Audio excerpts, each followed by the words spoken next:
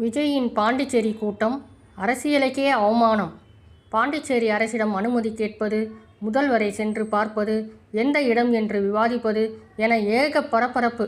கருத்துயர நிகழ்வுக்கு பிறகு 72 நாள் கழித்து மக்களுக்கிடையே பேசுகிறார் என்றெல்லாம் பில்டப்.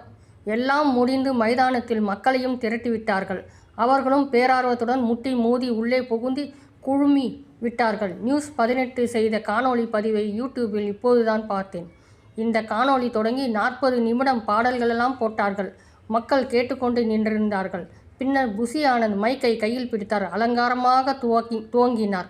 மொத்தம் 5 நிமிடங்கள் பேசினார்.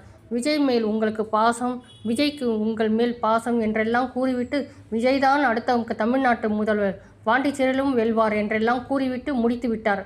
அடுத்து ஆதவ அர்ஜுன் ஒரு 5 நிமிடம் ஒரு எம்ஜிஆர் முதலில் பாண்டிச்சேரியில்தான் வென்றார் என்றார். பாண்டிச்சேரியின் பிரச்சனைகள் எதுவுமே தீர்க்கப்படவில்லை என்றார். அவர் எம்ஜிஆரை பாராட்டுகிறாரா விமர்சிக்கிறாரா என்று குழப்பமாக இருந்தது. அவர் உச்சரிப்பு வேறு பிரச்சனை. விஜய் புது விஷயம் செய்ய போகிறார் என்று பயமுறுத்தினார். விஷயம் என்பதை சுருக்கி சொன்ன நினைக்கிறேன். நடுநடுவே ஆதவ அர்ஜுன் சிஎம் சார் என்று விழித்து சவால் விட்டார். ரங்கசாமிக்கு ஏன் அப்படி சவால் விடுகிறார் என்று குழம்ப கூடாது. அவர் ஸ்டாலினை தான் சொன்னார். பாண்டிச்சேரியில் வேறு சிஎம் என்பது அவர் கவனத்தில் இல்லை. பிறகு அடுத்து விஜய் என் நெஞ்சில் கூடியிருக்கும் என்று 2 கைகளையும் பறப்பது போல் விரித்தார். பிறகு புதுச்சேரி வேறு, தமிழ்நாடு வேறல்ல என்றார். எல்லோரும் ஒரே மக்கள் என்றார். அப்படியானால் தமிழ்நாட்டை இணைக்க சொல்லப் போகிறாரா என்று வியப்பாக இருந்தது. அப்படியல்ல, புதுச்சேரிக்கு மாநில அந்தஸ்து வழங்க வேண்டும் என்றார்.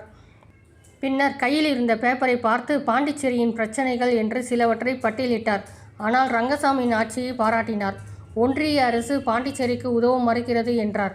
திடீரென்று திமுகவை நம்பாதீர்கள் என்றார். தவாக பாண்டிச்சேரி தேர்தலில் போட்டியிடும் என்றார். நல்லதே நடக்கும், கவலை வேண்டாம் என்று முழுங்கினார். 7 நிமிடங்களில் பேச்சை முடித்துவிட்டார். மொத்தமே 20 நிமிடங்கள் தான். 3 பேச்சாளர்கள். நீங்கள் வேண்டுமானால் கூகுள் செய்து பாருங்கள். இந்த பேச்சுகளை வைத்து தொலைக்காட்சி விவாதங்கள் வேறு. முற்போக்கு அரசியல், பிற்போக்கு அரசியல், மதவாத அரசியல், பாசிச அரசியல் என்று எவ்வளவோ இருக்கிறது. ஆனால் யாரும் இப்படி அரசியலையே கேவலப்படுத்தியிருக்க மாட்டார்கள். விஜய் தமிழ்நாட்டு முதல்வராக வேண்டும், பாண்டிச்சேரியிலும் தவாக ஆட்சி வர வேண்டும். அப்போது எல்லா பிரச்சனைகளும் தீர்ந்துவிடும். அவ்வளவுதான் அரசியல். இதைதான் ஊர் ஊராக கூட்டம் போட்டு காவல்துறையினர் உயிரை எடுத்து சொல்லப் போகிறார்களா என்று நினைத்தால் பிரமிப்பாக இருக்கிறது.